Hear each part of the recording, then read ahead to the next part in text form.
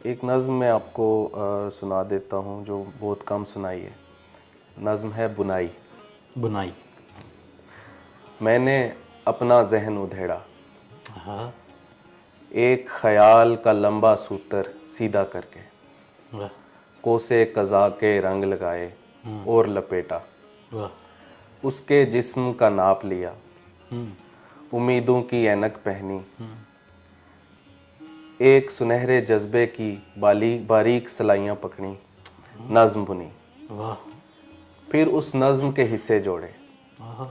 गांठों से निकले मायूसी के धागों को काटा, मीठे एहसासात के पानी से धोया, वाह शेरों के बागीचे घूम के ताज़ा लफ्ज़ चुने, वाह 7 सुरों की चांदी के औराक लिए, वाह। और ज़मिस्तां में एक सुंदर लड़की को नर्म मुलायम नज़्म का तोहफ़ा पेश किया।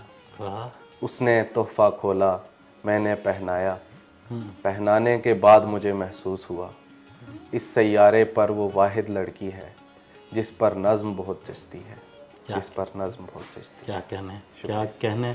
बहुत खूब, बहुत उम्दा। बहुत